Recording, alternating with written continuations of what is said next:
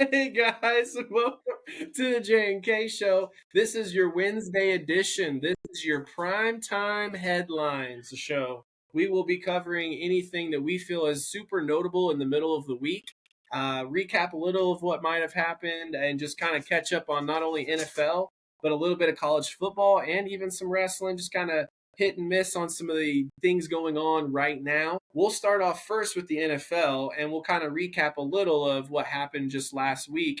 We had a lot of injuries, Jay. A lot of Lots. major potent injuries. I feel like for the top two injuries people are talking about, those teams are out of the playoffs. But, Mm. well, I'm sorry, Parsons is not a Cowboy anymore. I was going to make a joke about the fact that Parsons left and his old team is now out of the playoffs. Same with Yeah. he's also out of the playoffs.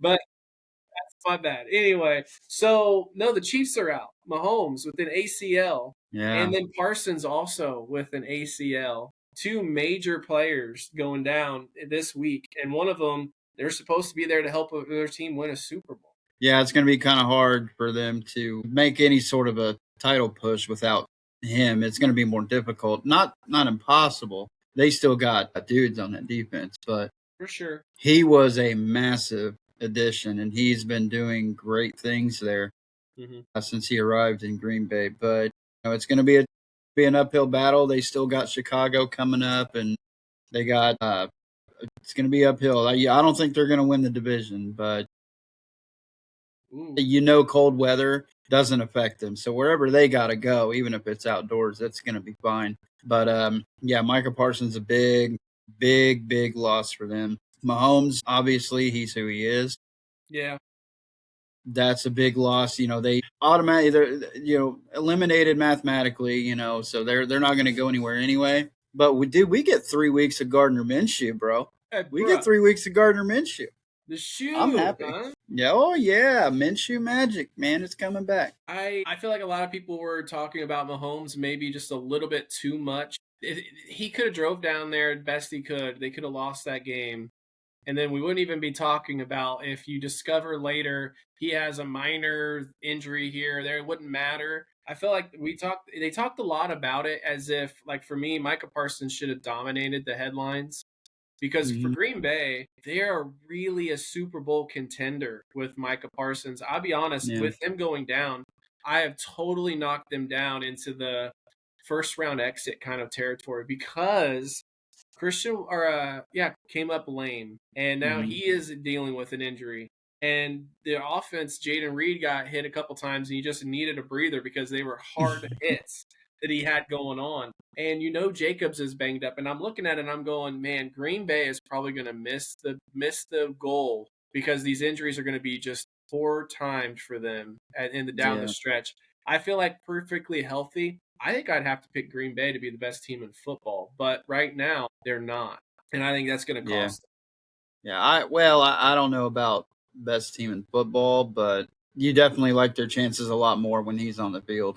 But he's not the only reason, they're in the position that they're in.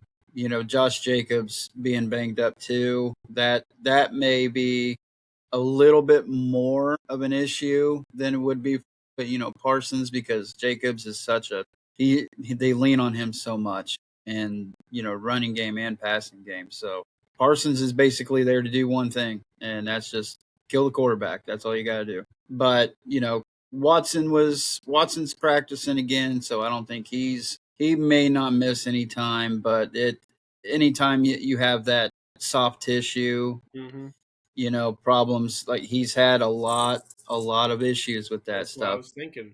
Feels So lingering again, like you could linger again and again, like it's that easy for it to be an issue. yeah, and especially him, he's such a long stride guy, and it could mess him up. So you may want to limit his snap count. You may not want him going out. You may just want him on the little 5 or 10 yard in routes or something, some comeback routes or something, and nothing where he's got to really sprint and push it any further than or any harder than he needs to. But yeah, I mean, the Chiefs aren't going to go anywhere anyway. So Mahomes, you worry more about next year. What are they going to do? Is their 26 season already tanked? Because I personally I personally don't think Kelsey's going to come back. I think he's Yeah, probably going to hang him up. I think he's going to retire. I think he'll retire this year. It's going to be hard telling with the Chiefs. What are they going to look like next year? Do they believe that, Gardner Minshew is the answer for next year to kind of keep them around, 500 or maybe a couple games over 500 to where maybe they can stay in contention all year, which he did a really good job when he was with us. Yeah. But, that was a couple years ago. So does he still have the same kind of mojo he had before? Because when he came in from Mahomes, he didn't look terrible, but he didn't really look like old Minshew either. I think they're gonna probably rock with Minshew. Something with Andy Reid. I think they should. I really do think they're going to. I think they're gonna just say, you know what? We'll see what happens with Mahomes. If he's available at the end of the year and the last month of the year, we'll see. But I think they're just gonna rock with Minshew because I think Andy Reid will change his strategies to match him with Minshew a little more. I think they'll run the ball more. I think they'll make a commitment in the offseason to be more balanced. I think they'll probably draft a tight end unless there's one in free agency that's nice. They do like Noah Gray. You said before the show, Rice is in concussion protocol. He's also a free agent, I believe, at the end of this season. So a lot of people are talking about how he's going to get paid. Will Kansas City pay him? That'll be a big question for the Chiefs. Mahomes going down definitely changes the mindset of these teams. And I think for a lot of people, you'd have never been like, well, the Chiefs, they're going to do what they do. They're not going to really, but like the Colts have to change their mindset to some degree. You have Daniel Jones go down, and it's really no different with Chiefs. You got Patrick Mahomes down. You're going to lose possibly a year for him. You don't know if he could really be able to play at the end of next season. You kind of have to make a plan of like 2-year plan of what we're going to do just in case. And is Rice in the plans? I think Travis Kelce will in fact retire because his guy won't be there for at least the first half to more of next year. Yeah. Well, his last name will officially be Swift, I think, by the time they get next season kicked off anyway. So imagine all those jerseys that they're going to have to change. Almost pushed the dude to the nose. I had to stop it. I was like, no, don't do it. Don't do it. But I think he's going to be gone. Yeah, for sure. Like I said, and I made it once again. Put the tinfoil hat on for me, if you would. Does the fact again, but that's a rally cap. That's not tinfoil. I don't have a tinfoil cap. I'm sorry. Okay, hypothetical. Okay. The ACL injuries. Patrick Mahomes, Micah Parsons, PMMP. I think I cracked the code. We're in the matrix. You're trying to spell pimp, but you're spelling it wrong. Pumum.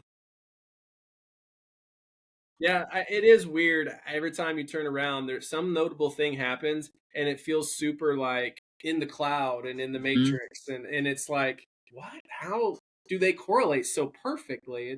It's really weird. It's really odd. You talked also the NFC. I can't believe with Green Bay losing to Denver, which we got that wrong. We gotta stop doing. I'm so tired of Denver pulling shit out of their ass. We gotta stop. I'm really tired of it.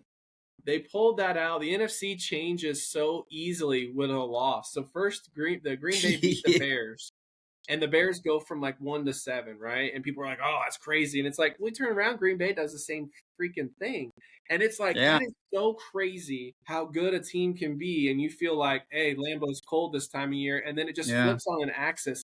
Even putting the injuries aside, you could say perfectly healthy, they still lost to Denver, right? Yeah. And it totally moves them in the standings for the NFC. That's so just stuck together. Everybody's right there. And then you're going to have whoever shits the bed between Carolina and Tampa, who Carolina lost to the Saints. You can't figure out. One of those shit teams is going to get put out first round to the best wild card. That's how that's going to go. The NFC is just there's 6 heavy, good teams. And then whoever wins the NFC South. Yeah, that used to be the same thing with AFC South. Yeah, there was a time there where everybody was right, 10-6, 11 or 9-7, whatever it was. It's like, okay, somebody has to win the division, but I do think that they need to put that new rule in place where if you have a wild card team that is 12-5 or whatever, then you have a division winner that's barely 8-9 or 9-8. 8 and 9, yeah. They should not get the home playoff game. Whoever they play or whoever they get matched up with, it's going to be the 4 and the 5. So I think the 5 should be able to host that playoff game. It's like you are not worthy of a home playoff game. Your team is trash. This other team just happened to be in the NFC West, where everybody is going to finish 14-3.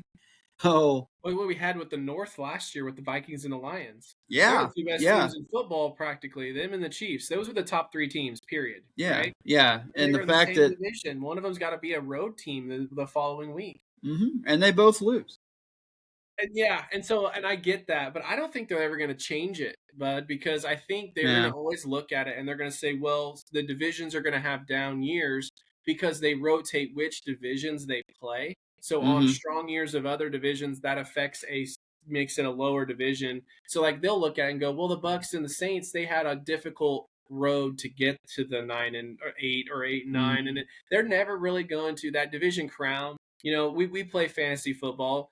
Some leagues, you get a payout for winning the division. And yeah, fuck you, dude. Okay. I made it through on 2 of my 3. Yeah, this fucking guy here beat me in my own fucking league, even though I scored well over enough points. Like I did just fine. But I got to play the guy that gets the most points this week. Well, fuck you, buddy. How's that? The other 2 leagues that would appear right on through. Untrue. Even though his cousin was making me a little nervous, fucking Trevor Lawrence. That shit was pissing me off. But I ran supreme. I moved on. I gotta face my arch nemesis in his league. We'll see what happens. Okay. But anyway, I'd sneak that one in there. What I was gonna say is the Rams actually had what I thought was a big injury because you don't want anything happening. Devontae Adams, he come up real lame. Yeah. He was running and he was like almost like a Charlie horse in the back of his leg. They're probably not going to play in the playoffs, and I wouldn't. You don't need to. I wouldn't. Yeah, don't need him. Yeah, you got guys who are more than capable. Yeah, coming in for him. So I would sit him even if it's just like a strain, like a hamstring pull or something like that. I would keep him out the rest of the regular season because they're going to the playoffs regardless. But are they going to be a 1 seed or are they going to be a 7? And I kind of if I'm the Rams, I'm probably not going to be too upset if I'm the 7 seed. Yeah, you got to go on the road. Hey, why not? They got good tight ends. They don't feature a lot, but Colby Parkinson's been playing pretty good, even though that was not a catch. A touchdown, I mean. That was a fucking awful call. I don't even think that was a catch, man. I think he bobbled it a little, and they gave him credit for the bobble in a way that scores him a touchdown, and I think that's horse shit. When we call some things not even a fucking catch, and that was a touchdown, that was. Yeah, Isaiah Likely has entered the chat. Yeah, hey, joining us now at the J&K show is Isaiah Likely. Man, it's bullshit. It's bull jab. It's goddamn bull jab. But I didn't like that. But anyway, he and Higbee are good tight ends. They have 2 great running backs that really complement each other. Just tough. Both of them are so tough to bring down. And you've got receivers that are young. You got Tutu Atwell. You got guys that can be serviceable. And then you still got Puka fucking Nacua, man. So no, do not play Devontae Adams at all. Just rest him. He's the veteran that'll catch you the big 3rd and 12 in a big moment to help you win a game. You need him fresh for the playoffs. He's not here for weeks 1 through 17 or 18. He's here for that playoff run. This is like an Odell Beckham type thing. They got his moment right before, and he hurt himself in the Super Bowl, and he didn't get to quite finish it out, but they still won. That's the same exact thing. He's here for the playoff run. Yep. I 100% agree on that, and that's what they need to be thinking about right now. I'm pretty sure Sean McVay's got the same thing. They've already said he's probably not going to play tomorrow. No. He's questionable. Like, no, he's out. No. Needs to be OWT. He doesn't need to be anywhere. For anyone to talk shit about the Colts and what we did with Daniel Jones, where they said it is organizational maltreatment of a player. They were trying to dog shit talk us the whole way through. And it's like, if this guy wants to play, then you have to allow him to play because he's playing for a new contract. You can't bully him into be like, you can't play. We're not going to play you, and then miss the Yeah. playoffs, or and he's like, I'm trying to get a new contract, and it's like that really muddies the waters. If the player wants to play, and the doctors say he's going to be dealing with pain, then you have to allow him to play if he wants to. Hmm. You can't play Adams on a short week. That will look so egregious in my mind. For where Yeah. you're at, you're the number one. They, like you said, already in playoffs. You don't have to. We're not. That's not where we were at. No. So you cannot play Devonte Adams. No, not at all. We're fighting to stay in the playoffs. We're trying to fighting that we got a 3-team fight Yeah, for the division. So yeah, and he'd been dealing with that for a while, which you could tell it was messing with the way he's able to play and his mobility and everything, which it could you could look at it and say he was doing more harm to the team than good. But at that time, still the best option we had. I mean, a lot of people are, the AR guys out there are just going to be like, well, why would he play? Blah, blah, blah, blah, blah. Dude is still on IR himself. He's yeah. still hurt. He cannot play. A lot of They conversation is that finally he may not be able to come back. he may That's not a be. They rumor. finally opened his practice window, which is nice. If we got the Niners Monday night. If Rivers comes out and doesn't look very good, Or you can't get away and from them. we lose, Yeah, yeah, and if we lose that game, we're then you come back, in the next week against Jacksonville. Do we, you know, if AR can go, play him. yeah, If that's really what you want to do, then play him. I wouldn't be upset about it. What are we going to do? Go to the playoffs? No. yeah. So, if Leonard still can't go, if Leonard's banged up enough to where he can't go, absolutely put Richardson in there. Give teams next year something to look at, or we look at him too. It's like, okay, well, is he able to read that linebacker that's obviously coming to where he doesn't take back shots the whole freaking game? You know what I mean? So, yeah, I Hey, don't I have a was taking problem with front him playing. shots, so Absolutely. he's like, God, I can take Yes. front shots.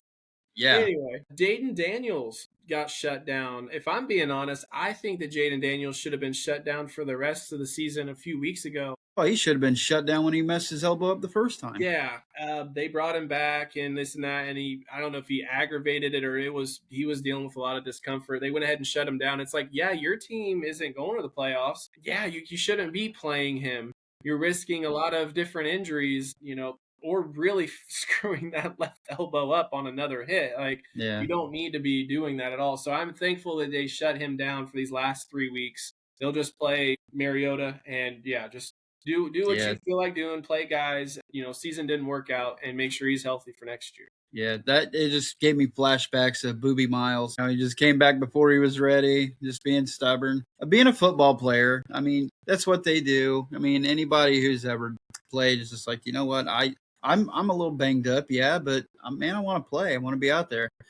It's like, okay, well, when you go out there, you turn into Mr. Glass. So let's Bless. not do that right now. This is just the year is trying to tell you something. Yeah, you had a phenomenal rookie year. Phenomenal rookie year. And I don't think it was a fluke. I think he'll have a pretty good successful career once all said and done. But this year was just one injury after another, and it's like the universe is trying to tell you something, bud. The Matrix is talking to you, and it's trying to tell you this ain't it. Okay, so figure it out. Figure it out. Teams have tape on you now, so it's going to be a little more difficult. But when you can't go more than 3 games without taking a pretty significant injury, then you may just want to get back in the lab, man, and get ready for 26. Right. I hear you. Another thing that was cited was that Tank Dell was out on the practice field on Houston. Mm-hmm. Do we think there's any chance that he would maybe get a practice window to come back for a playoff run? I don't know. That's one thing I don't think anybody's really reported on this year was anything Tank Dell. Well, listen. They just Okay, had pictures of him out of practice today, but not practicing, but he was just there. come on, man. Journalistic integrity is dead. Just say something. Come on. It is fucking dead. I'm being serious. I'm being honest. Something that those assholes can never do. I heard that Tank Dell is running the 4.4s, and He's coming back this Sunday. Yeah. Tank Dell is in the running for the Michigan job.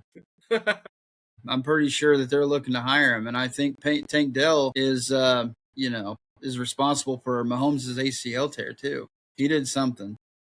You bring that up. I don't know about the Tank Dell thing, but I did see people were talking about how Bo Nix deserves credit for Micah Parsons' ACL tear because when he juked, that caused Micah Parsons to stop and tear his ACL, and I'm like, wow, that's interesting. So if you stop on a cut for any reason, if a receiver does it on a route, is it the quarterback's fault or the coach's? Yeah. Oh my God. Yeah, he should just sit there and let Parsons just wallop him. Don't try to get away. Don't try to escape. I can't Don't do believe he anything. tore his ACL, Bo Nix. You Yeah. bastard. Yeah. Watch the NFL announce Bo Nix has been suspended for the rest of the NFL season. I did read it. I think it was someone on ESPN that actually made the comment, just saying something along the Oh, it lines of was like, Ryan Clark, wasn't it? it might have been the I bet you it was. That escapability sounds of like the some of the stupid quarterback Bo Nix shit that he'd cause of say. the injury. Um, You want to talk about integrity? integrity.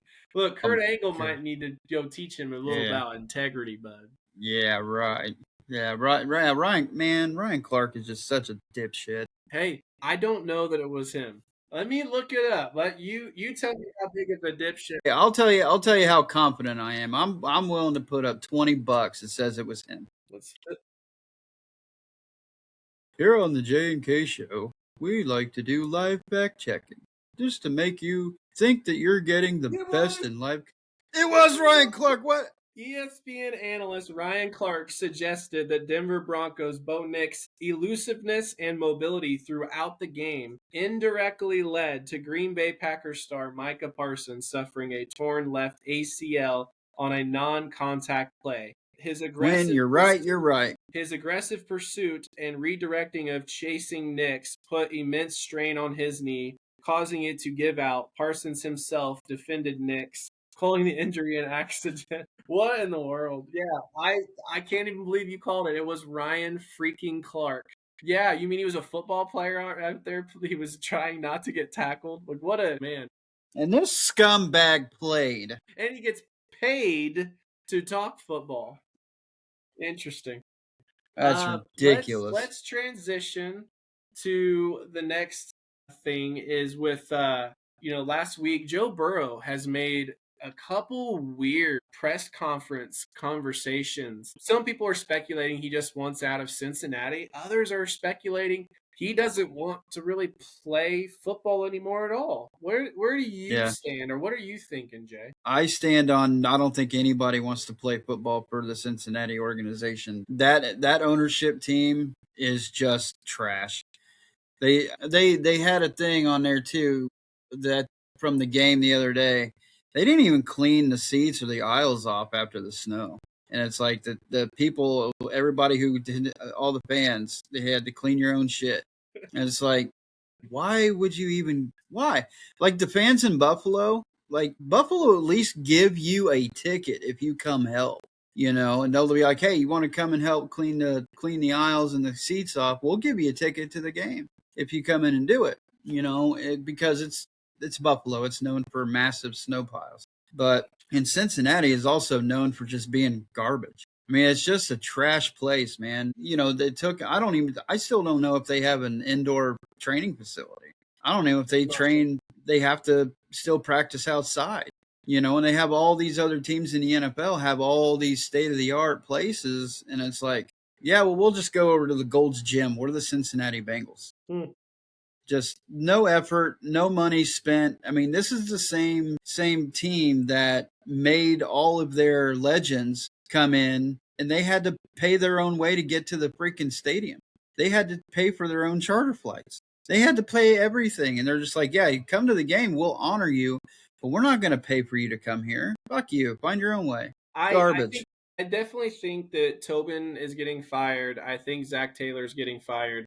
Probably more Clean people are going to get house. fired. It's going to be a clean house type of year for Cincinnati. So Hey, you we're available. You reckon that Joe Burrow has a bingle problem? Yes. I believe Joe. He does, and he has every right to be because they're Yeah. everybody at this point saw the way that the Indianapolis Colts failed Andrew Luck.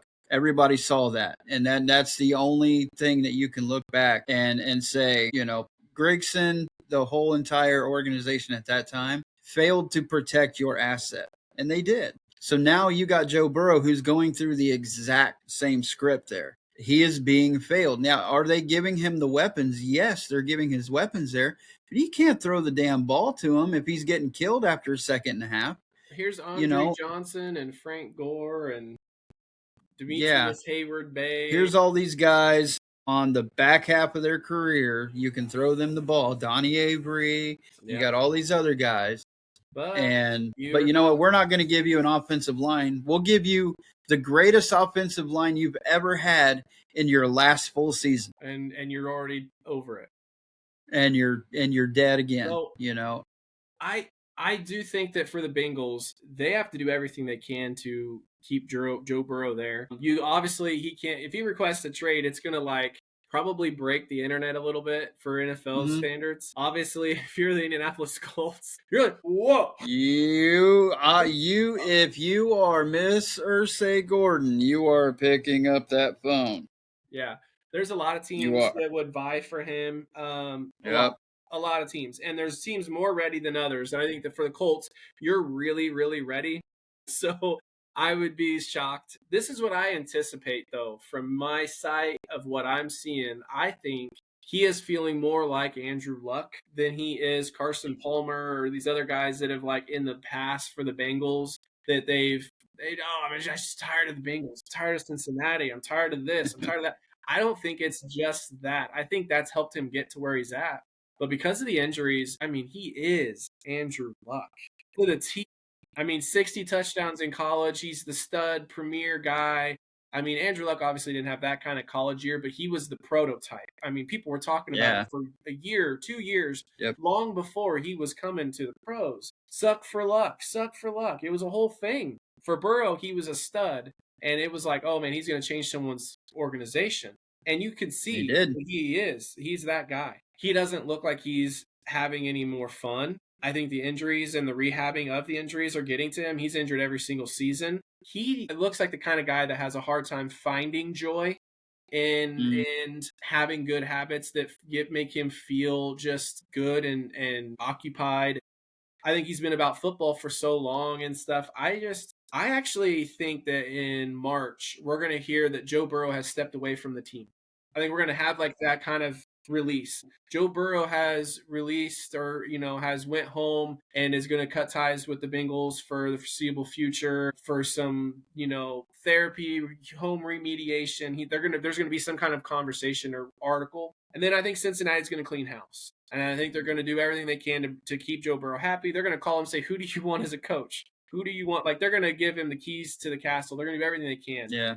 Yeah. But I still think that even with that, I think he's more likely. I think he actually is going to retire. Like, I actually feel it. I feel it coming because he is just giving you all the signs, and he's 29. And I'm Yeah. looking at that and I'm going, oh boy, guys, watch out. Like, here it comes. Because there The is some history football repeated players, itself. he's had people break into his home in the middle of a football game. Mm-hmm. I am telling you, this guy doesn't care about football the way he did when he was a rookie, and Mm-hmm. it takes its toll. And I really think unless he is just overly excited with the coaching regime, or he gets an idea from like he's already got Jamar Chase. I don't know who he's going to be excited about. He don't have no Colts ties. The defensive coordinator, like Mm-hmm. there's nowhere that it just makes so much sense for him to reunite. I look at that and I say Joe Brady is about the only guy that can save them. If he comes over Yeah. from Buffalo and is their new head coach, he's probably coming back. He feels responsible to come. Otherwise, I, Yeah. I think he's going to retire. Joe Burrow's going to retire before this season, before the next season begins. I feel that unless the Bengals blow him away, I don't think he wants to play anywhere else that bad. Yeah.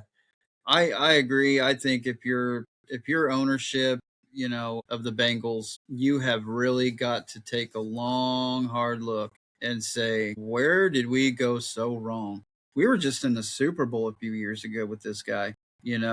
It was all on, him, Chase, and Higgins. They were all on their rookie contracts, but where did they go wrong? And you have to kind of look at yourself and blame yourself a little bit because you get caught up in, and I'm sure it's the same way with Indy when all their shit happened with Luck. It was just like, we got this offense that we can score a lot of points, and we can just keep ourselves ahead of the other team and play just good enough defense where we can just outscore everybody, and we can win 90% of our games doing that. That's not true anymore. And now it's such a every team in the league is so close. There's only really truly maybe two or three just teams that will not have a chance. But I think if you're the owner here, the only thing that you can do this offseason is get rid of everybody, and you have to find a way to get Joe Brady. You have to find a way to get him, and you have to bring him in. Hmm. And that will probably relight Joe Burrow's fire to play. And you have got to sit down with him and say, where's the most pressure coming from? Is it coming from the middle? Is it coming from around the edge? What is it that we need to do to make you feel comfortable back there? I think And it's the middle. every quarterback will tell you need an elite left tackle, and you need an elite center, and then the other guys, you just need capable dudes that can Need to be hold the able spot. to they need to be able to follow suit with the other guys. They need to listen to Yeah, the play call, yeah, the strategy, the scheme, left, right. They got to be able to just execute, and they don't yeah, have to be stars. They just have to execute what they're doing. yeah. Absolutely. You have got to sit there. If you're not gonna admit that you are more to blame for this happening to him than he is, you're gonna do everything you can to keep him there. Yeah. And he should be able to give you a ransom list, and you meet every demand. If you're not willing to do that, if you're going to sit there and say, "Well, it's not my fault the kid's made of glass," let him go. Yeah. Let him go. And we'll see what would happen with Jamar Chase and Higgins after that. They would probably want to go too. But you can't sit there and hold him hostage and say, "Well, we're doing everything we can. We gave you the weapons that you wanted." Well, yeah, you gave him the weapons that he wanted, but you also drafted like shit, and you refused to pay your best defensive player to stay. You basically franchise tagged him, and you didn't give him a long term contract, so he's gone. Same thing with Pratt. Pratt's playing lights out here. He's doing a great job next to Franklin. Like They they let him complement go. each other really well. Yeah. Yeah. So it's like you could have had Hendrickson on the front. You could still have Pratt there in the linebacking core, and they got really decent corners over there. So it's not like they don't have guys who can play defense, but then you got rid of Lou, and Lou's got our defense playing a little bit better than they were. So it's an organizational failure. That goes without saying. Not being healthy, okay, there's some things that you can say maybe he's not preparing the right way, or maybe he's not, keeping himself in the right shape. Okay, you can maybe make that, but it's kind of a shit way of putting it. But he's not being protected. He's getting his ass kicked. He's running for his life half the time. So I mean, you got to get people there. You got to pull out your checkbooks, man. I mean, that's one thing that I hate about NFL owners sometimes is they get the dollar signs, and they get, man, I don't want to spend this money because I need something for me. I. And it's just, what can I do to create energy in my fan base? What can I do to create energy for my players and get everybody just circled around and getting ready to support the team? And if I'm in Cincinnati, if I was ever a Bengals fan, I don't know if I would ever be fired up for anything right now or even next year, unless something dramatic happens. I get it. I guess the way you're presenting it, it kind of tells me that we probably should have been more sympathetic with Andrew Luck and only griped about his timing, period. Because really, when you look at that, if you have people on the outside looking in, they would say exactly what we're saying now that happened in Yeah. Indianapolis. So Yeah. really, in hindsight, we probably should have only spoke about the timing. It's the Yeah. only gripe with Andrew Luck because I think That was my only gripe, is me and his timing we was were like, really he's a bad. quitter. He's a quitter. I Yeah. was pissed off. Well, But really, yeah. yeah, the timing was the only driving factor. If he had retired in July, I probably wouldn't have I'd have just been I disappointed. wouldn't have batted. I wouldn't have batted at all. So But for the Joe, way that we were being led on, it's like, well, I'm going to be playing. I'm going to be playing. I'm he's going to be dealing with a playing. I'm calf. playing. He's I'm playing. dealing I'm with a playing. calf, and it's like, It's like, okay, okay, get it right. I he's don't. I going to like. I didn't Germany. care. Yeah, Yeah, I didn't care that it would take. Maybe he would miss the first month of the season. right. Who cares? Yeah, As long as we can get him back, that would be great. it's crazy to Because think that he should still be here. At 36, he probably should still be here. How crazy! yeah, yeah, it's crazy. But I don't know if he was ever going to be that 20-year guy. But like he would be like right around the end Like right his, now. Yeah, yeah, like his style. I mean, he's going to take a little bit of beatings here and there, but I could have seen him with a good 13 to 15-year I career. was gonna say 14. Yeah, he would be on the backside of it right now. Yeah, but I honestly think that season, if he could have been healthy, that was definitely going to be a Super Bowl contending year. For sure. Um, Because we finally done some but things yeah, right. It's disappointing. Ballard was getting things going. With Grigson and what he set us up for, he screwed us pretty bad, right? Hmm. We knew, and we were saying it. We're like, this is terrible. This is bad. This is not how you build a team. They're ignoring the trenches. And what does Ballard do? He's like, listen, I am going to draft 10 300-pound beefy guys, and I'm going to do at least 5 more every year after that because we got to have beef. We got to protect. Yeah. We got to get to the guy with the ball, and he stayed committed with that. And if there's one thing you can say through Ballard's tenure is that he has kept us with solid defensive and offensive linemen throughout this whole tenure. He has succeeded in where he said his strengths are. So that's important. People want to call for his job, and it's like, look, Tobin over there, this looks a lot like Grigson. Yeah. Yep. He's Flashy, a grease exciting, ball. sells jerseys, sexy. Let's put our money where it's going to come to back out the most, right? Jersey sales and appeal. And it's like, okay, but how's your backup quarterback going to look? Because that's how you just built your Mm, team. You better have a good backup. Why do you have Gardner Minshew? Why don't yeah. you have, Taylor Heineke and some of these established backups? Why don't you have that? Should. And then Joe Flacco, like they've won some games with Flacco. Why don't you have a really strong Yeah. backup that you trust? I don't know. It's Yeah. just a bad job all around. Yeah. It all starts up front, man. You got to get a solid line. That's Mhm. all there is to it. And you have an MVP caliber quarterback. You have to do everything in your power to get the best lineman to protect him.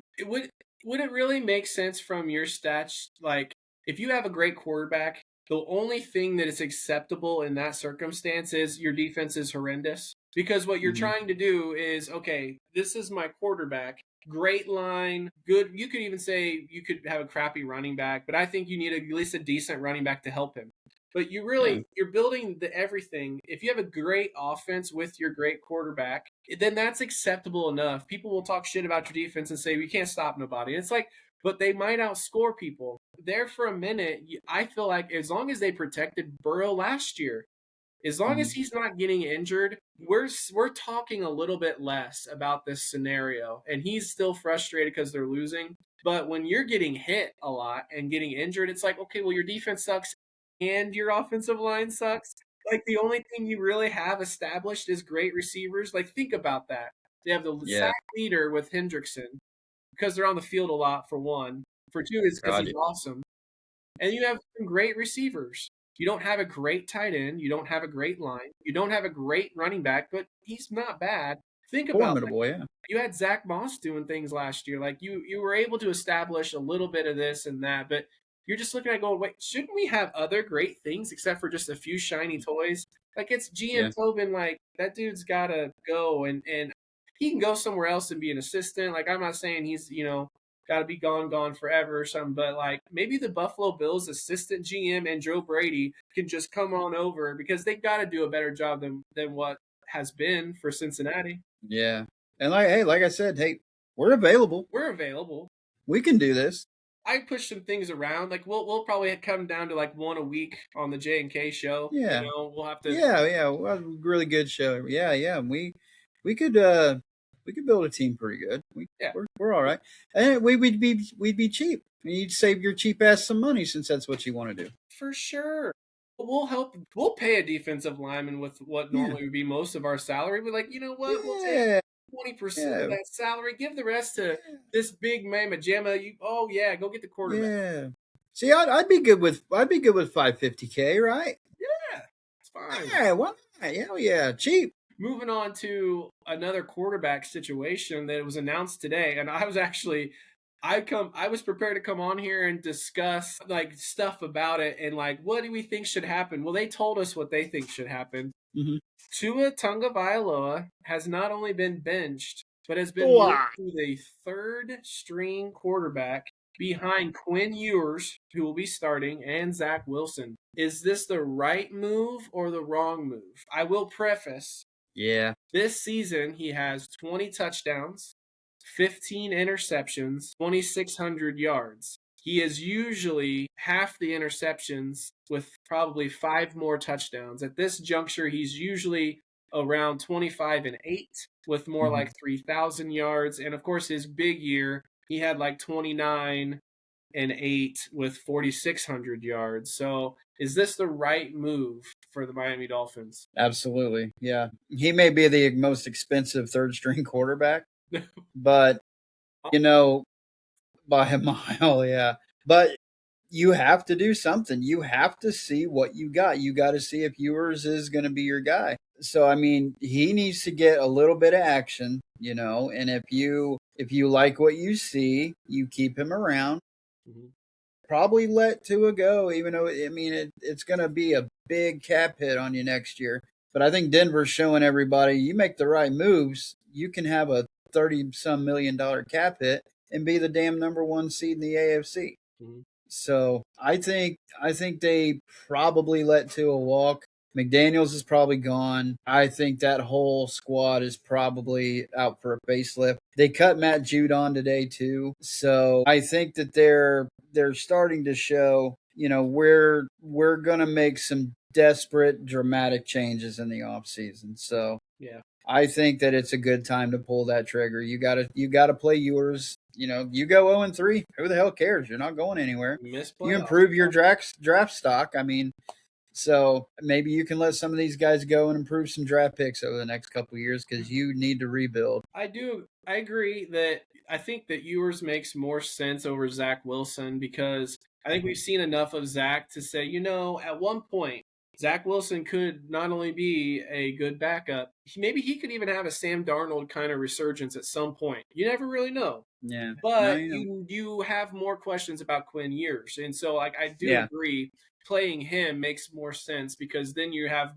more information for your roster as it stands. So like I get it. Does it make you at all nervous? Some of the quarterbacks that could be available, and could the Colts make a decision that makes you very uncomfortable? Because with Daniel Jones being a free agent, guys like Tua Tagovailoa could be available. Obviously, great if Joe Burrow's available. There are certain quarterbacks in the league that could end up available that it makes me a little nervous how the Colts will look at the market to some degree. Do you Yeah. feel at all nervous about that, or do you feel just pretty confident in what we're going to do? Given if you take away all the shit that's going around, I don't necessarily hate our quarterback room right now. If you get an opportunity, if there's even a whiff of Joe Burrow being available, Go. you do everything in Go. your power to say, get your ass over here. You let Daniel. I think you let Daniel Jones walk. You let Anthony Richardson walk, or you make him a part of the deal. You tell Or old man something. Phil. You tell old man Phil to be on standby as a backup, Rivers, and we'll just yeah, call him in that week if we need him to play. We won't even yeah. guide you to Rivers, quarterback. Rivers will not be on the team next year, guaranteed. But you do everything that you can to get him here. Other than that, you make Daniel Jones, Riley Leonard work. I think if Tua's going to go anywhere, maybe because I don't think Kyler's going to be in Arizona, so maybe Tua could go to an Arizona and maybe go completely to the other side of the country. Yeah. What about Kyler Murray here then? Because I don't. I'm nervous Kyler's about just it. too small, man. I know. I know. I Just look. too small. How confident are you that the Colts won't get cute with it? depending on who's available. Like you said, it's easy if it's Joe Burrow, but is it Yeah. all muddy for them if they have Daniel Jones with an Achilles and they're like, we're going to stick with Riley and let's see what they're going to look around the market. Do you feel nervous, like, or do you feel just fine? Like I have a I little don't. nerve going on. Yeah, there's always going to be a little bit of shit, and all that. But I don't think, because I think Tua is owed like 40 some million next year, and it's like, no, he's going to be way too expensive, and I don't think he would really succeed here. Um, but not to say he can't go somewhere else and be all right. Like I really think a good move for him would be to go to Arizona, whether you're starting or not. But if you can go out there and you compare him with Jacoby Brissett, I think that would be a really good thing for him. You could learn from Jacoby, and you're not being put in the fire immediately, because he didn't. When he went to Miami, he didn't have anybody really to learn from. It was just, what can you do? Get your ass out on the field and do what you can do. And he did all right, but I think he needs a veteran with him to kind of help guide him and push him and bounce things off of. So I think that would be the best thing for him. In our situation, I don't know if you I just think that we're gonna let AR go, and just depending on what happens, I think Daniel will get re-signed to a smaller deal than what maybe he was working towards, and then we start the season. Maybe we bring in a veteran, a cheaper veteran, to compete with Riley, and let those two kind of go at it and see what you can do. But I don't think we're going to change too much Yeah. unless there's just something that cannot be avoided and a sure thing that you have to go try to do. But I think we'll be all right. But there's always a little bit of me that's going to be puckered, make you think, oh God, please don't do something stupid. Sometimes I just get a little nervous when there's a lot of choices. Oh, I'm yeah. like, oh God, that's all we need is a bunch of choices, a bunch of options. I almost like it when it's down to just like two or maybe even three. It's like, okay, they're going to be able to work through this and they're going to make the right choice. But when you get five or six, I start to get like, oh God, Yeah. there's So just you too go to many a restaurant, you choices. got chicken, steak, and salad. Yeah. Man, I'm all right with that. Moving on though, the Browns. What's going on with Shadur exactly? What's your take of what's going on down there? I don't know, but it seems like if you're looking at it from the outside optically, it just seems like they're doing everything in their power to kind of screw this kid over. What happened this last weekend? Wristband gate, dude.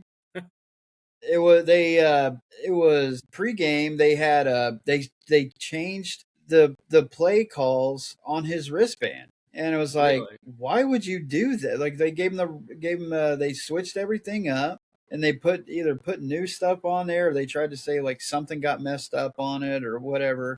And it's like, what are you guys doing to this guy? Just let him go play, please, Stefanski. You're not coming back.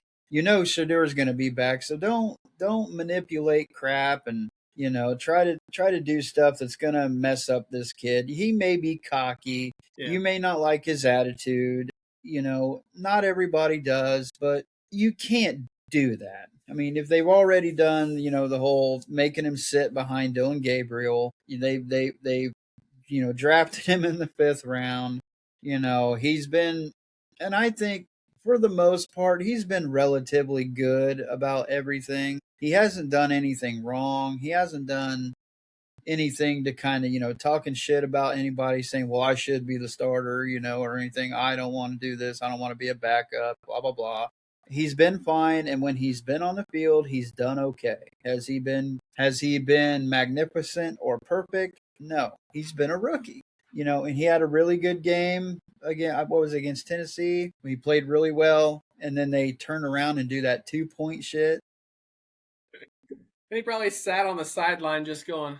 I would have. I would actually. I probably would have been like, "No, I'm not coming off this field, dude." And Deion Sanders probably acting like the Remember the Titans, Gosling's dad. You put my boy back in there. I'm like, how do they not freak out? We were like, they're pulling him out. They're pulling him out. They're just screaming at the top of their lungs like, this is Deion Sanders' boy, and he was balling. and they took him out. Yeah. I agree. Yeah. Him and Stefanski don't see eye to eye. I don't think Stefanski likes his just the hype around him. Like he probably as it just the way he coaches sees it as just total distraction. Hmm. You can ride with that. Is he getting in trouble? Right? Is he like going out of his way to put a bad publicity on him at all times?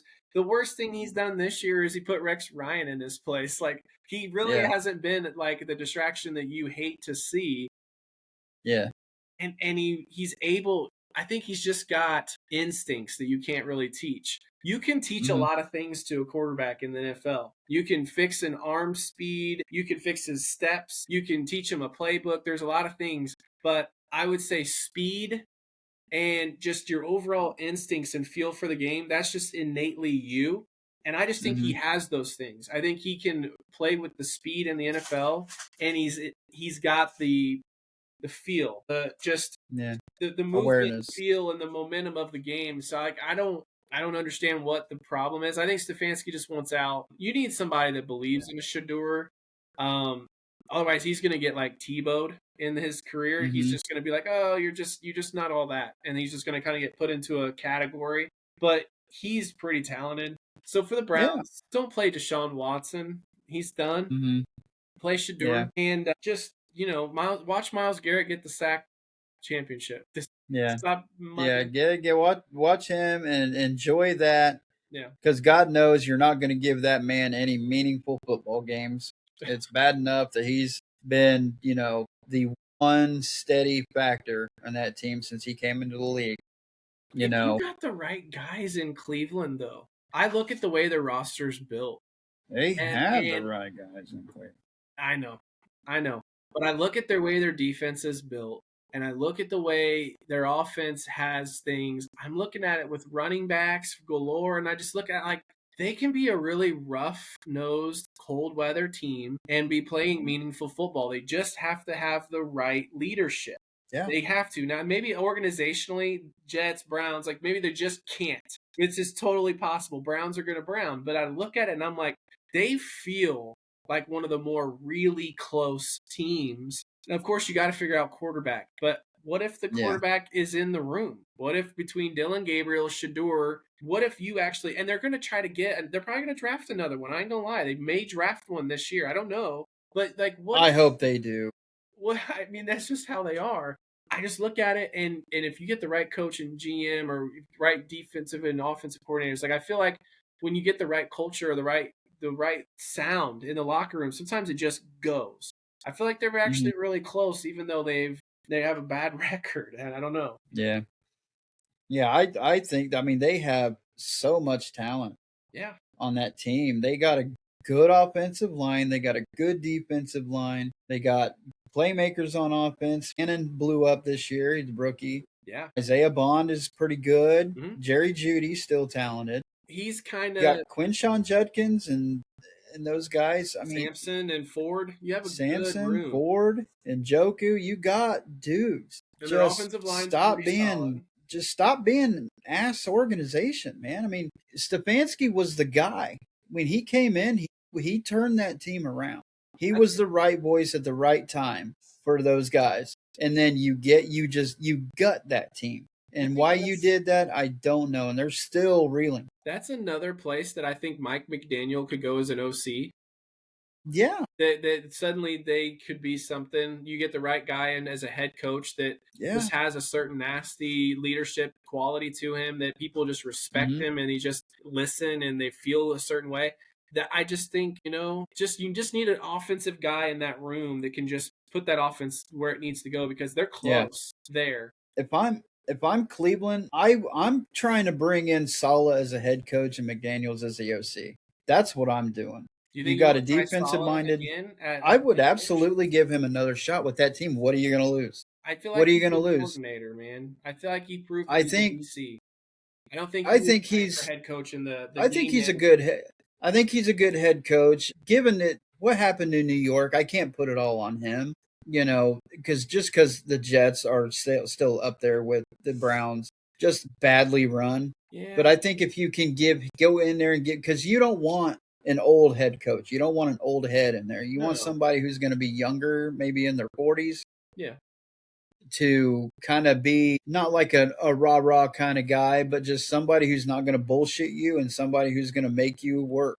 Hmm. And that's what he does. And if you give him that and you get a good offensive coordinator in there, somebody who can run an offense where he doesn't have to mess with it, I think that would be a perfect setup for them Yeah, guys. I just think Now, of it you like maybe fall on the face, you fall on your face, but I think that combination would actually work pretty well. I remember back when Daniel Hackett was so bad with Denver, and then you had or Nathaniel. Was it Nathaniel Hackett? Nathaniel Hackett, Nathaniel yeah. Hackett. I said Daniel. Nathaniel.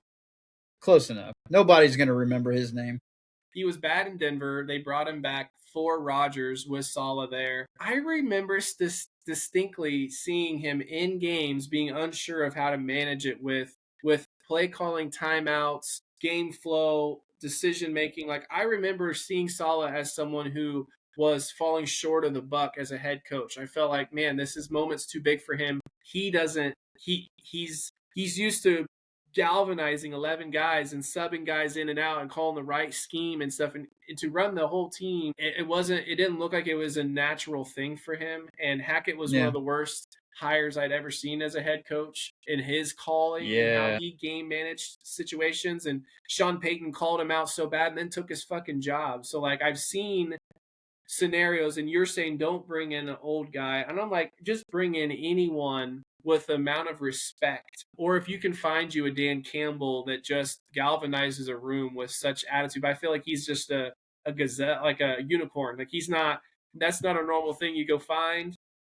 But maybe No, some diamond old in the rough. defensive guy from back in the day, a Joey Porter type, Yeah. he would never You be definitely, a coach, but you know what I mean. yeah. I think you definitely want a former player, somebody who played. That's Dan Campbell for sure. He wasn't a household name, but he played, and I don't think, maybe Sala isn't the perfect choice, but I just think that he does have some head coaching experience. He does have respect from people in the league. He is a damn fine coordinator. Yeah. But, I think that if you give him somebody who can run an offense, competently, Hmm. then that's one less thing he'll have to worry about. So it's like I don't have to worry about calling plays. I don't have to worry about what the offense is doing. I can focus strictly on defensive side of things and put in the defense that I want and have somebody on his staff as the DC that he knows can run it. And then that'll allow him to focus on the other shit, get better at time management and stuff like that. But I just think you want somebody kind of like him, younger, energetic, somebody who's going to come in and actually have everybody's antennas pointing up. Like, okay, this guy can do something. I like a Lovey Smith type guy. And I don't know who that is going to be exactly, but someone in that kind of. Lovey's old, dude. He's getting old, I know. So someone in that kind of world, maybe like a Brian Flores, man. Yeah, yeah. Maybe a I could Flores. see that too. He I could should see have that had too. But his when he was head opportunities. coach, he kind of shit the bed too a little bit. But Yeah, but I think he was wrongly fired. They were like 9-7 when he got fired. So that's who I think of when like Lovey yeah, Smith. well, Lovey Smith was 10-6, missed playoffs. Don't do that 6-7 with me.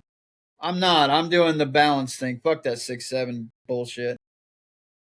I'm just saying one way or another, but Flores Flores comes to does. mind. He's doing great as a DC. I look at Yeah, that. I think that makes sense to some degree. I don't know, something like that. Now, I don't know if you can't bring in Flores and then have McDaniel as the OC, because isn't he the one that succeeded Flores? yeah, There's he's the one that probably came in some. after that. But yeah, I mean, but Yeah, Flores is going to have that attachment of player abuse and everything. So I don't know if you'll necessarily want him to come in. I think he could do it, yeah, and he may be that just hard ass blue collar guy that you need to come in and turn Cleveland around, because that's what Cleveland is. yes, That blue collar hard work, just getting dirty and nasty. That's what the city is.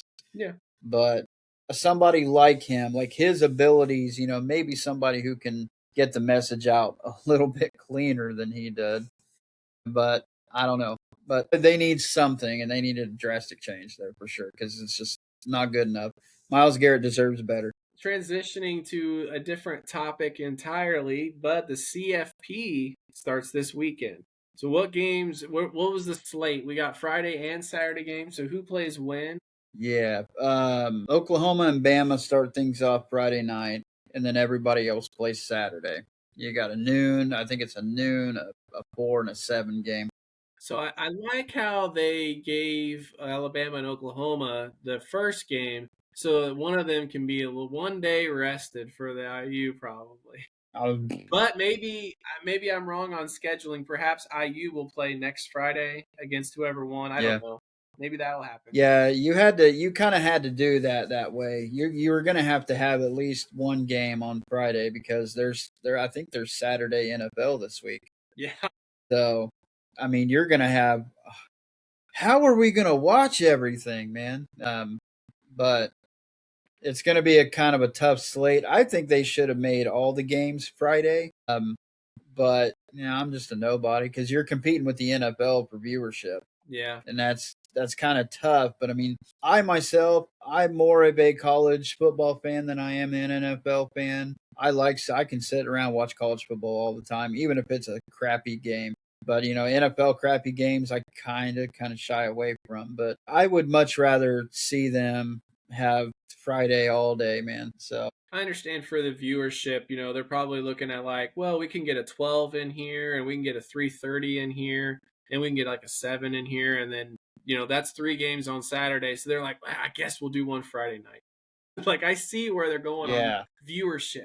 They're Well, yeah, I get it. since we're not going to watch SmackDown, so Well, we'll get to that in a second. But as we stay with CFP to some degree, this week, I would say the biggest news coming out of college football is that Arch Manning announced that he will be coming back for next season. Was that the right choice for him to come back to school? the only choice. I agree. The only choice. Now, yeah, but I think that was the only thing he could have done. He's not ready for the NFL yet. No, He's just not. he's just Could he? Could he be an NFL quarterback if he comes out this year? But he wouldn't be able to start year one. He would have to sit behind somebody. I think he would have to Aaron Rodgers him. But I think if he gets one more season, under with Sarkisian, because Sarkisian's a hell of a football coach. He is. You give him another full season there, see what you can bring in from the portal, maybe. And I think, Texas is always going to go into a season as a top 10 favorite. They're always going to, no matter what. now. I feel like there for a long time they really were kind of like 6-6 type teams, and Mm-hmm. they weren't doing well. But they right now they're in like kind of a sweet era. They went to the SEC, and so now it's like, hey, we're gonna be in there. Yeah, they're getting some of them big Southern boys in there. So I think it was an excellent call for them to go to the SEC, and Arch making an adult decision. I'll have to give it to him. It's not about, and the Manning family never has to worry about money ever. They're Plus, set for life, generational wealth, and all that stuff. both So Manning, I don't think he would go to the NFL just for the money. yeah, both Mannings played all 4 years too, right? They all left as seniors. Yeah. So like they're gonna be like, get your education, son. Like, Yeah, you got to go in there your senior year. That's when the forehead comes in. yeah. So I agree. For I'm Arch one to Manning, talk though, dude. Look at his big ass forehead. for Arch Manning, he didn't play well enough in big moments this year for his draft stock. Like he would be drafted where however high it was, he would be drafted on namesake, and then he would be a Yeah. project. And you don't want that as your legacy. You want to take every opportunity. Doesn't he have 2 years of eligibility left? I think it's just one, but So you think next year I is could be wrong. last year? Yeah, because I don't think he had a red shirt year, and then they got rid of all that COVID stuff, so they don't have that extra year of eligibility anymore. So you don't have guys going in there who could have been doctors because they've been in there for 7 years. So he does have 2 years left. He has two Okay. seasons of eligibility left, the 26 season and the 27 season. Yeah, So if he doesn't feel quite ready next year, he can stay again. And I'm like, you're making NIL Yeah. money. Yeah. You don't need it. Yeah, he's selling those god awful shorts. But Yeah, I think if you go in there next year and they can be 13-0 or 12-1, maybe win the SEC championship, and get into the playoff, then I'm like, okay, then his stock will be pretty high. So you want them to have as good as a year, way better than they had this year. But I Yes. mean, as good as you thought they were going to be this year, that's what you want him to actually be next season because you just got into it. You could tell immediately in week one at Ohio State, he was not He ready. wasn't ready. No. He was not fully ready for all that stuff. Now, next year, he played a lot better down the stretch, which gives me hope. Yeah. Like, I think he'll He be ready for next year. he had like the footsteps, man. Like you could Yeah. see his The happy feet. certainty. He had the happy feet and everything. And I'm like, look, Ohio State's really good. But you know what? Texas is they can block for you. And you could just see that the speed and the hellaciousness of the game, the intensity at the line, like it was bothering him. And so yeah, he took a while within the season to get comfortable. He really did. So I'm happy that he's coming back. I think, like you said, we'll probably see a different one. Watch for Texas to be maybe like a one-loss team next year, potentially. It depends on how they play all the way around. Obviously, defense has to be good. They're in the SEC. I don't know how their schedule got drawn exactly. So, I mean, I think their capability. They probably won't be playing Ohio State week one again. So, like right Yeah, there, I hope not. to be fair, Ohio State is either the second or best team in college this year, right? So it's not bad that you lost to them, but I think it might have kind of almost shocked his system playing them week one. I wonder what it would have looked like in week seven or down the line, right? So I'm happy that he's going back. I think it's very good. Well, I don't know. In week 6, they got beat by Florida, so I don't know. Oh, where TJ Lagway's going in the portal. But yeah, he needs to get the hell out of Florida But now. I would be remiss if we didn't talk about it. We were so busy with Saturday Night Main Event disrupting our feelings that we didn't talk about what was really awesome, and that is that the Indiana Hoosiers, although I don't have football ones up here right now, the Hoosiers, Heisman Doza wins the Yeah. Heisman, crying his ass off, holding them back. The Hoosiers are a Heisman winner, and it's kind of wild. We said it weeks ago. I said anyway that I thought he was going to win it. Jeremiah Love was probably the best running back in the country. No argument here. He was awesome. I thought that Mendoza beating out Ohio State with the Hoosiers meant that Sayan probably was going to have a hard time beating out Mendoza for the Heisman. But I admit I was a little curious about Pavia because Pavia was a electric player this year.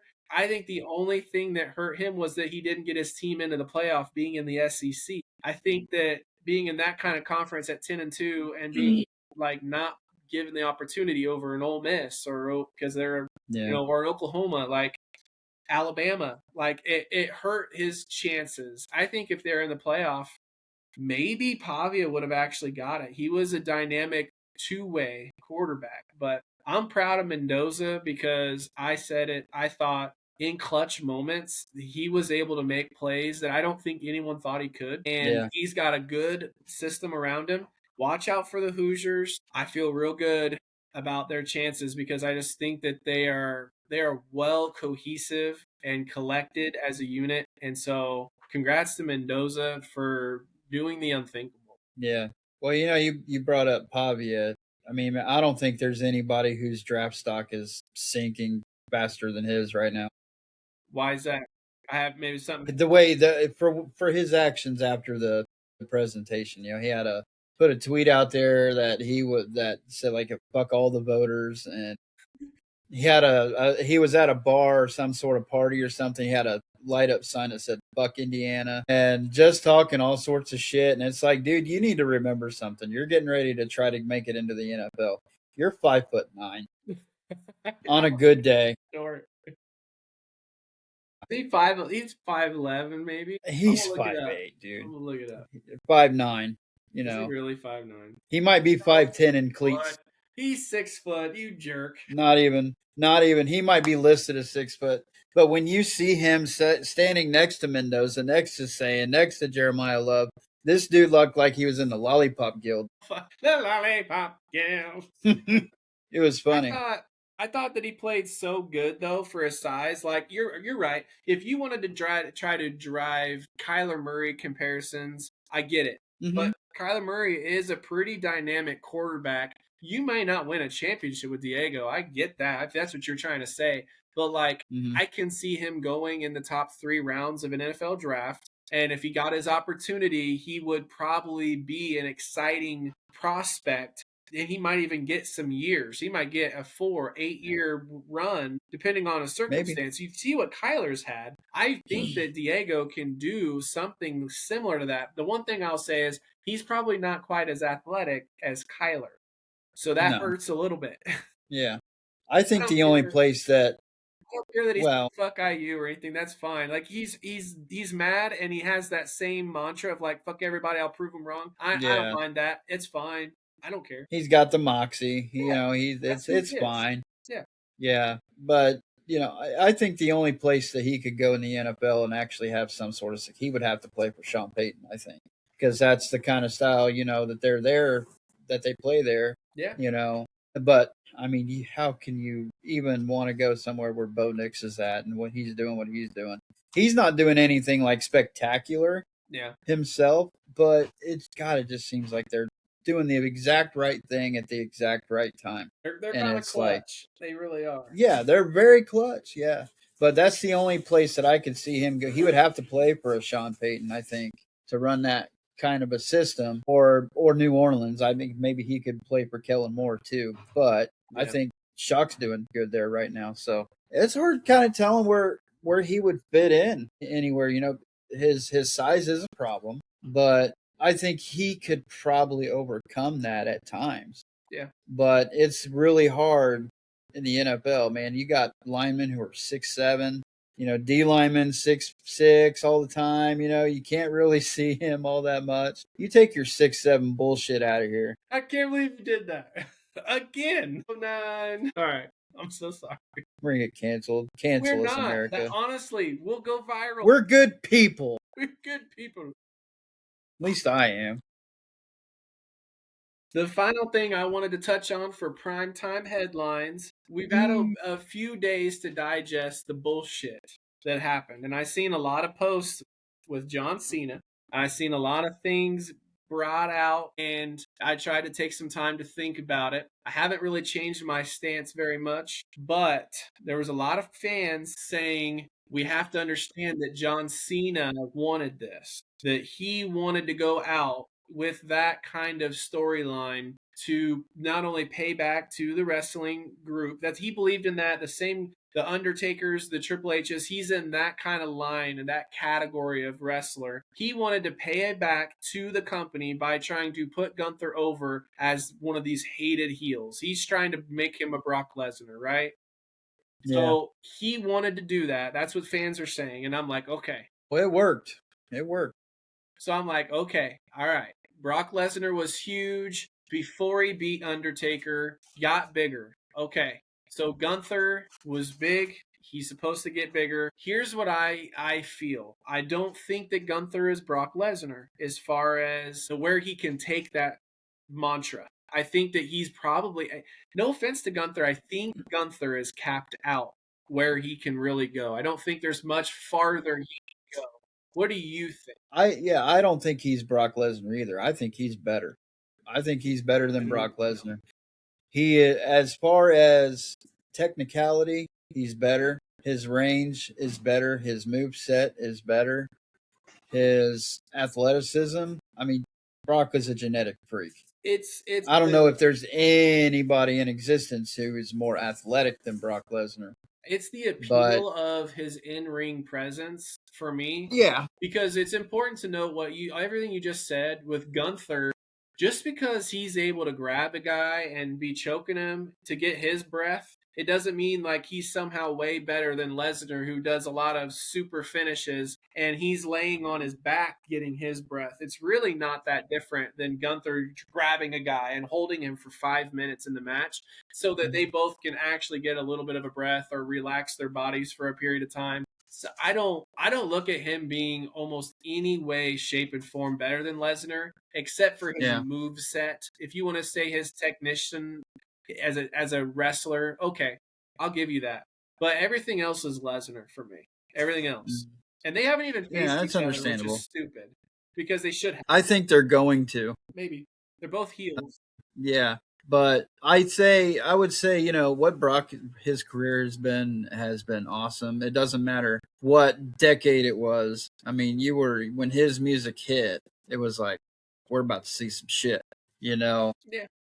And it's still today. He came out, at Elimination Chamber. I mean, it was just still the same reaction it was back in the day. It's that same thing for Gunther. You don't react that way. Picture Yeah, no, this. you don't. You may Picture not this. react that Gunther, way. instead of beating John Cena, he beat Undertaker at Mania a week ago and ended his streak. Put him in Lesnar's shoes. How are we feeling about it? Right away, you know in your heart, you're like, oh, Gunther's not Lesnar. Like, you know. Hmm. Maybe he could get somewhere, but you kind of know. You're like, oh, no, that would be worse. If Gunther had beat Yeah, Undertaker at Mania to give him his one, that would be worse. yeah. That's why I feel that. Well, it's just Brock is like the perfect one Yeah. because you could see him doing anything. Like it's like, okay, I could see Brock Lesnar going in there destroying the Undertaker. Yeah. But it's like, but the Undertaker's streak was nothing to be fucking snotted at. It was really, really important, and Brock was like the only guy who you could see doing it. Roman wasn't at that point yet. So yeah, if you're gonna do it, and Undertaker knows he's on the downward trend on his career, then it's the same kind of thing. You get back to the business at that point, and that's what Undertaker did, whether he knew it or not, whether he was concussed, or whatever it was during that match.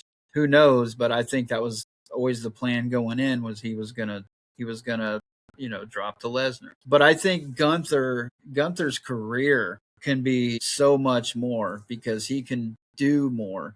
It's always going to depend on his health, of course, but I think he can give you very, very good quality matches. Lesnar can give you the 5 to 10 minute ass whooping, just throwing people around the ring, and it's like, okay, I've seen this before. Now, can Brock probably do a 45-minute match? Yeah, he probably could. He could probably give you a 5-star right now, but he doesn't need to do that. He's good at doing what he does, and that still works after what, 15, 20 years. So, but I think Gunther's the same way. Like he'll still be good in 10 or 15 years. And I'm sure he'll still be a main eventer and everything. But I did see the clip from when he started Raw the other night. Man, he was getting Dominic Mysterio kind of heat. Man, it was like, this is the most I've seen a crowd really react to him. Like, now you didn't really have a reason to hate Gunther before because he's so talented and you respect him so much, and he will chop the shit out of you, and it's hilarious. So he was like one of those, like, am I a heel? Am I a face? What am I? He was one of those tweeners. Did you watch So Raw? now you genuinely hate him. Did you watch Raw? No, I did not. I saw the I didn't look opening at the clip. thing. I just saw them saying it, and I just scrolled. No, it was on I think it was TikTok or YouTube or something. And then I watched Busted Open, and they were talking about it and everything. But no, I did not watch the show. I just saw that opening. They're like, look at this heat that Gunther got, and it was the whole, we hate you. You hold the microphone up to your mouth, you don't even say anything, and they just boo the hell out of you. Yeah. Like they did to Roman after he beat Taker. It was like, now he's got genuine heat. He was playing the asshole. It was good shit, and I think he's about to take a rocket strap. So if you changed your mind about wrestling, my mind's never changed. I just thought that they did something kind of ridiculous. My problem Saturday wasn't that John lost. It was the way he did that it happened. Like, he gave up, and it was like, oh my god, dude, why are you telling the dudes? It's been the dude's catchphrase forever. How many people have that tattooed on them because of what he would always do? Let me ask this question then: could Gunther have had the exact same heat beating him in 1, 2, 3? Yeah, I don't think so. I think so. Is he gonna get? He's got monster heat right now. But could he? And have that because of the emotion surrounding what happened and the way it happened. So everybody's going to give him nuclear shit. I think the emotion stems from the tap out, though. I don't know if it has I think so much to do too. with the law. I think so too. Okay. I think so too. But I think even if he just beats him 1, 2, 3, There I may be think the some. crowd maybe gives kind of the same type of reaction. Maybe not as hard. It'd fade after a You couple know, weeks. So, like it it doesn't feel like the may. same heat to me. Yeah, it may be a little bit worse. Because he made him tap. And that's why everybody's so hard. But I think if he were to like just power bomb him like 12 times straight and then pin him, I think you have the same kind, at least the same ballpark of heat, because it's like you weren't supposed to beat Cena in his last match. He's supposed to win. He's supposed to go over. And I think you're going to have that crowd no matter what. I understand the fairy tale ending being disrupted and people being upset. For me specifically, I don't think that I needed the fairy tale ending, so to speak. I didn't either. I needed closure. Yeah. Right? That's how I would call it. Because if I'm being honest, I would have been fine with this heat and everything that happened for it, as long as they gave you this feeling of, what you could have done? You could have just had The Rock see him as he's walking out, and he Yeah. walks up to him and he gives him a look, and Cena sticks his hand out, and Rock doesn't shake it. And then he turns around and walks away. That would have gave everybody this feeling. And then you still would have nuclear heated fucking Gunther. You sack of shit. You fucking like you would have been pissed still. And you would have thought, shit, are we gonna get the closure we want too? That was my stick. I'm just like, you left that sitting in a pile of shit and you never did anything with it. And you made everyone feel something it was like you got lied to. It was like, oh, Yeah. we're not going to get a third one. We're not going to get what do they call that? A grunge match? What's the other word? A rubber match? Rubber match. We're not going to get one. They're literally 1-1. Tell me that wouldn't have been box office for Vegas. At the end of the day, you could have thought, oh, it's his last match. But then you would have just left that fucking crumb. That just, and you didn't have to address it. We're not even in 26 yet. You could have addressed it at some point or another. Somebody making a comment here or making something here, or Cena makes an appearance to usher in a young guy, and then you could have had something where he wasn't going to wrestle, but then something happens. You could have done it in a different amount of ways, and then that whole time Gunther would have had his heat. I look at it and I'm like, they really, really went for help the business and not tie up loose ends. And I really hate that they didn't want to tie up loose ends. That's me. Yeah. Well, one reason I think maybe the only reason they didn't do that would be because if you bring Rock out at that point, you just rocket strapped Gunther like crazy. You just had him beat John Cena in his last ever match. You're putting a strap on him, and you're about to send him on a hell of a run. If you do that, and then you bring The Rock out, you're taking all of that momentum away from Gunther immediately. You're taking the attention off of him. You're taking the heat off of him. And you're putting all the eyes and anticipation on Rock and Cena. And Gunther just fades into obscurity yet again. Even though he made Cena tap out? Yeah. What's bigger, Gunther tap Cena out or Rock Cena at Mania? What's bigger? At that point, you wouldn't You don't know. Cena at Mania. I don't think you would know. You're saying as soon as you've seen them in the same frame, everyone would just speculate and Triple H think it, and it would just kill Gunther.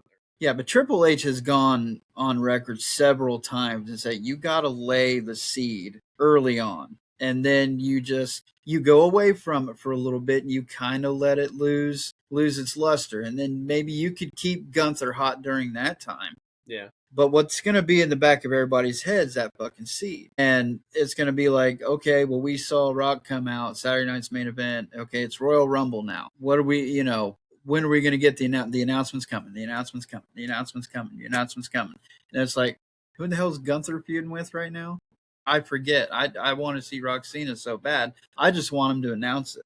So you're taking all that nuclear heat you just put on him, and you're taking most of it away just because everybody's going to now say, is that really it? What are we going to get? That right there is a planted seed. We know it. So I just don't think you would want it. You could have him come out maybe on Raw the next night or something, but you don't want to do that immediately.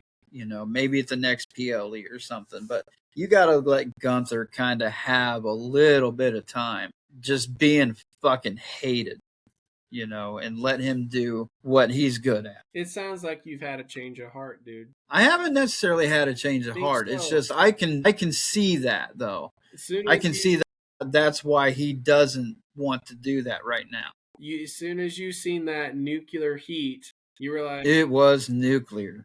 I know it changed your It was feeling so completely. bad. Well, I'm still like, there's a part of me that's like, I still don't want to watch it.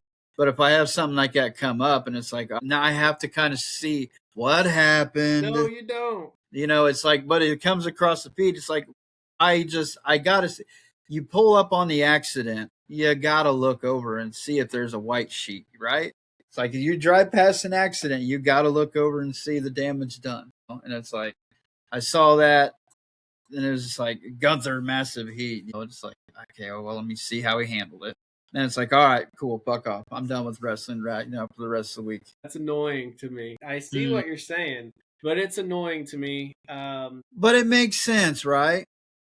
It feels like Cena is the biggest sacrificial lamb I've ever seen. It does. His That whole hasn't gone away. legacy was Yeah. sacrificed for the business. And if Yeah. I look at it that way, I go, what a scummy business that is. It is a cutthroat business. What It a really is. But fucking shit mess of a yeah, business. but you still do need to answer that question though. Is that what John wanted? Is that if that's what he wanted to do? Okay, I still think then I pull back some of the blame of Hunter, and I was like, John, why the fuck would you do that? It just seems like such a wrong thing to do. Giving back, if any, I'll say this though: if you were anybody going into Saturday and you thought John Cena was going to go over, that's kind of on you. I mean, it had just the aura of he's going to lose. He's going to go out and then he's going to have his flowers at the end of the night. I didn't see that kind of a finish though. Tapping out definitely was not it. It was just so gut wrenching for him. And the one thing that made me think different Yes, it was the was. fans saying, well, this was probably Cena's plan or most of his plan all along. And I'm like, okay, Maybe it was. if I change my frame of mind, it doesn't make me less mad. It changes my who I'm mad at. Now I'm actually pissed at Cena for doing that to the fans. I'm like, you were saying, Yeah. he said he was gonna ruin wrestling. He fucking ruined wrestling. Like that's how I look at it. And I don't like that Hunter laughed to the heat he was getting as if like I'm tough, I can take it. It rubbed me the wrong fucking way because Yeah. But who's the best heel of all time? you made everyone wait years for Cody to finish the Yeah. story, and I get it because it was such a driving force of WWE at the time. It was like the era of finish the story and the bloodline, and I get it. But Sir Cena was like 20, and he said on numerous occasions, "When I'm done, I'm done. I'm not just gonna like come back and do these willy nilly bullshit things, or like I'm done. Like I owe it the business and the way I see it. I'm not gonna do that." And I'm like, okay, so for me, based off of who he is, I overwhelmingly look at it as a level of you deserve something a little nicer. If I'm being honest, the card was too shit. It And was. the moment was shit. Why couldn't they have at least done that at Mania? I think I would feel differently if we're having a great Mania card and Gunther is facing Cena and then you have him tap out. I think I would have accepted it differently. I was just as upset for the venue and the moment and just what I thought was the low lights of the moment where they tried to explode everything all over it to say, well, this is such an event. And it's like, wow, I know you really marketed this low level event, but it didn't deserve low level. And so it just feels like everything about it is like not good enough. Yeah. That's how I look at it. Well, Cena's always been that humility, humble guy. Yeah. Doesn't want the spotlight to be on him all the time. He wants to, he always says, leave it better than you found it. And, so it doesn't surprise me that he chose like a Saturday night's main event or something like that. It doesn't really shock me, but it's like he has to realize like the moment is so big, that you don't want just like a random Peacock show to be it. Saturday Well, night's main events are always lackluster anyway. I look at it as like a booking problem to some degree Yeah. because I think what they really did with the plan was they looked at it and they go, well, WrestleMania, we're going to have a lot of titles up for grabs and plot lines are like finishing and it's like, man, we're probably going to have Roman or Cody involved in one. And they probably looked at it and thought, well, man, we can't have Cena Gunther open and we probably can't have him close either night. And then if we have him tap out in match number 4 of night 2, it's really going to take the lights away from the other matches, like the opener and the main event of night 2. And they just kind of looked at it and thought, we need to give him his own. Where can he get the most light? Oh, let's give him this crummy fucking PLE. And I'm like, fuck, you guys suck, man. Why couldn't it happen at Rumble? Because they need Gunther in Yeah. Rumble for WrestleMania season. And I'm like, man, you guys, maybe we should have did it earlier. Because fuck, dude, Saturday Night Main Event isn't good enough. Maybe it should have been Survivor Series. I don't know. Yeah. It just wasn't good enough. Yeah, it wasn't. Like I'm gonna look at that whole, if it is indeed the end of the road, I will probably look at his match with AJ Styles as his last real match because man, that was so good. It was. It was so Excellent. good. Probably the best one I've ever seen those two be in. And, having his last 2 matches be a loss to Dom and a loss to Gunther, it's like I get him losing, whatever. But I think, and I do agree there is a booking issue because I truly believe that they should have had him drop the IC to Sheamus and be the one to allow Sheamus to be a Grand Slam champion. That's how I would have done that. Well, yeah, because how much I would have. happier are you right now if instead of Dom it was Sheamus? You could have I would be came really back to the happy. business here and here. It just feels Yeah. like a little low Yeah. planned. I don't know. Because those two were pretty much up at the same time together. You know what I mean? They came through and were a lot with a lot of the shit. Yeah. And they're close. I would have liked to have seen them be able to let John drop the belt to Sheamus. John is a Grand Slam. This is how I got mine. Here's how you're going to get yours. We're on the same level. We're good. Grand Slam guy. Sheamus deserved it decades ago, but yeah, that's how I would have liked that to have been seen done. I don't have a problem with them putting it back on Dom though, but yeah, that's how I would have liked to have seen it. And I agree. The booking for Saturday night's main event, like none of it was really set up very well. And it was just like, hey, we'll throw these people on there. We'll have better wrestlers in the seats than we have in the ring. And it's Half like the card was NXT. It just felt such. And I think John wanted it that way because he's always like newer talent. You know what I mean? I don't have a problem with it being NXT, but I mean, it was like, it just wasn't set up very well. Felt like And he always said he wants the younger guys to get the spotlight when he leaves. I guess. But it just felt like they wanted to try so hard to make sure that Cena was the only thing people were talking about. Yeah. And I'm like, you're going to have the guy tap. It doesn't matter. That's all you're going to talk about. I would have liked to have seen 6 or 7 matches. I would like to have seen at least a 3-hour show. You knock your shit off. Why do you keep doing that? What? Being devil's advocate? Yeah, you just keep doing it. Anyway, that was pretty much it. The fans made me think about it, and it made me less mad at the WWE and less mad at Triple A. I get it. I still I'm not gonna watch wrestling. The send off for Tino just, like I said, just wasn't good enough. There's multiple levels to why in my mind, and if a couple of them are wrong and I don't get it yet, I'm good with it. I think a couple of them I think are probably right as far as it wasn't good enough. The timing, we're about to be on the road to WrestleMania. You kind of had to use it as the jetpack to start the road, and I'm like, fine. Yeah. But I still don't like it. I think the booking wasn't good enough, so it is what it is. Yeah. That's all I think. Go ahead. Yeah. Well, I was going to say before we go, Lesnar's going to retire this year. Yeah. That's what the rumor has been. Like, I think SummerSlam, he said he wants to have his last match at SummerSlam. Gunther. Or something like that. I think him and Gunther are going to do Mania. I really do. I think Gunther is going to retire everyone. I think they're going to have him do that. They're gonna Be the new legend killer. yeah, he's gonna retire AJ Styles. He's gonna retire Brock Lesnar this coming year. I believe it because they want that kind of heat on him, and they want to give him, every 3 months he adds to the heat with this. He's gonna tap them out. I ain't even kidding you. He's gonna tap them both out. And if I can see that a mile away, and I'm like, well, yeah, I'm good. Yeah. Well, maybe we should put our applications in. What would piss people off is if the WWE, they're so black or white, 0 to 100, left, they just all the way here or all the way there on everything. They're either pissing you off or they're gonna make your dreams come true. That's how they believe every single thing.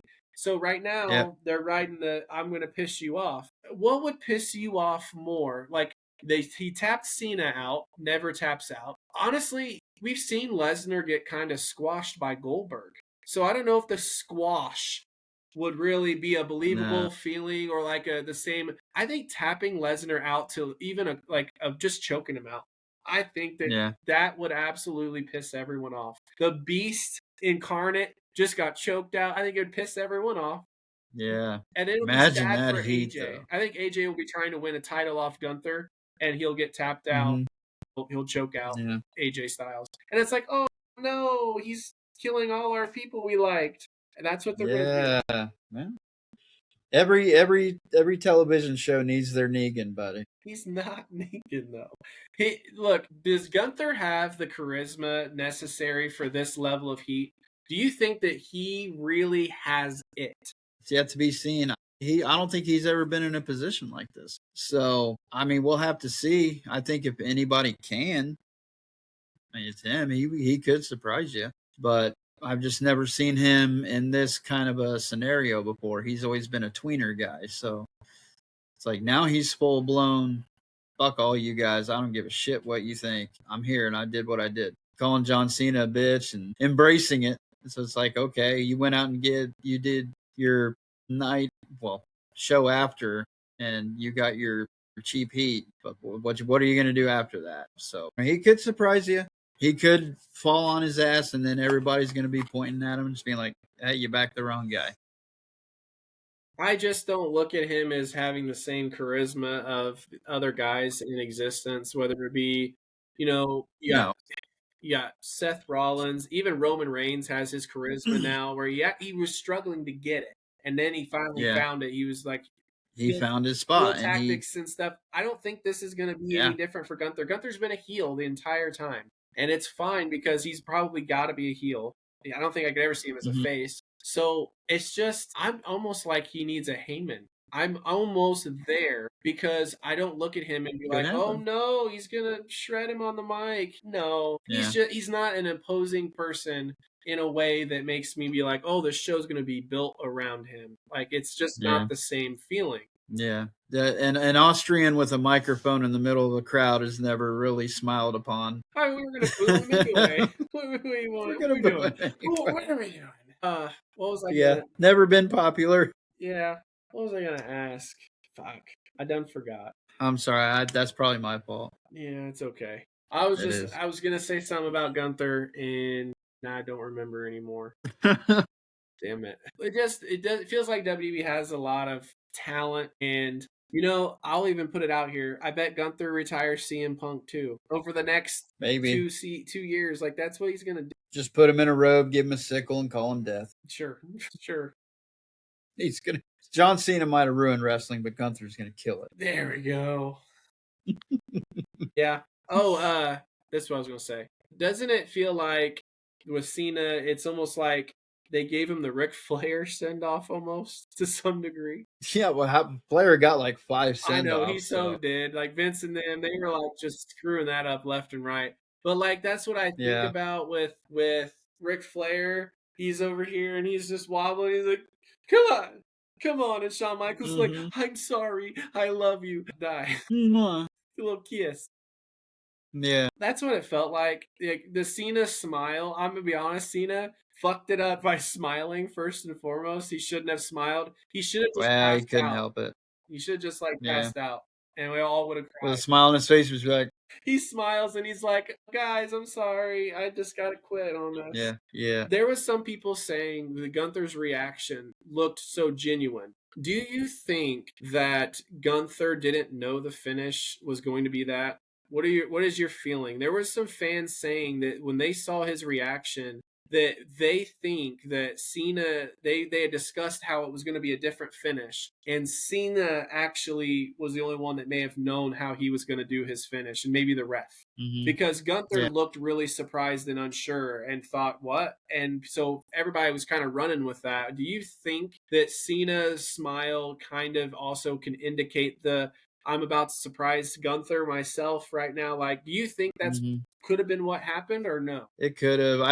They probably could have done. I'm either going to do one or the other. I'm either going to tap or I'm going to go to sleep. Right. You know, and And some people said that that wasn't he going to decided happen to go yet. ahead and Maybe that tap. there was going to be one more kind of I'm alive, and then and it Yeah. was almost like you said, Oops. No, I'm not.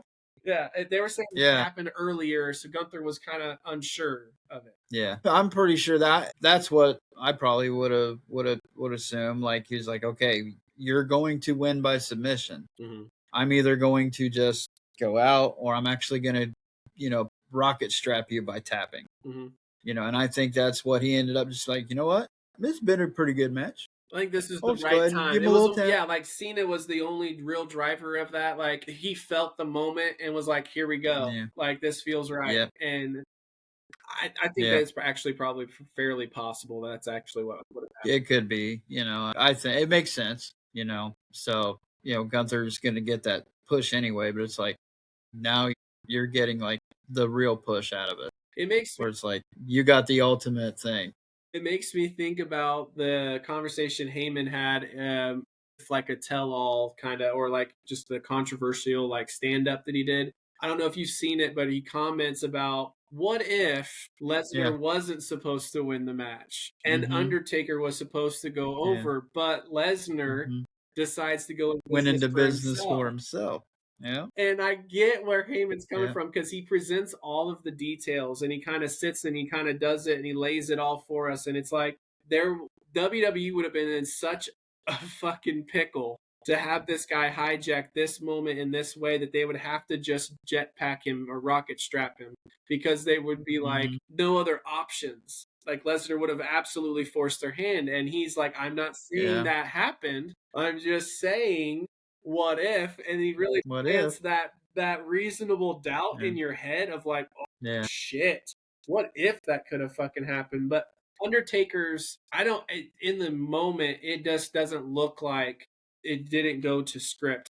It really looks from my mind that that actually went the way it was supposed to. That there was no Yeah. surprise. So like when I see Gunther's situation, I'm like, that's the difference. I think, and that Heyman's just stirring a little shit Yeah. and kind of causing a It's little bit called of a fucking with you. yeah. But I mean, it would be interesting for people to, in a moment, just kind of, what are they gonna do? Yeah. What are you gonna do about it? What are you gonna do about it? Yeah. What are you gonna do about it? It's the same thing with Orton when he decided to open him up. With elbows. It's like, but I think Randy was like, "Yeah, go ahead and do that. If that'll get me open, do it." Oof. What if he just said, "Fuck this guy"? Damn. It doesn't Lesnar come off as that kind of guy? He can just decide, Exactly. all right, I don't know, I can't want to kill God night. He just like whispers in your ear, and he's just like, "You're not gonna like this very much." You're gonna die. What'd you say? Oh God! I will I said, yell. what a ride. I will yell in your Yeah. ear. All right, guys. But yeah, I could see that though. But yeah, it's funny. All right, guys. Well, I had to get a little more Cena therapy in. I think I'm done. So, yeah, salute I hope I could have lowered your blood pressure just a little bit. is what it is. We'll see You can where yell they at me take tomorrow. it. It's okay. We'll see where they take it. It's just really disappointing. Yeah. Yeah, it is what it is. The Rock's a scumbag. I think we can all agree I on don't that. care. He's a scumbag. All right, guys. Well, that's our show. Thanks for watching the Primetime Headlines. Until next time, we'll see you later.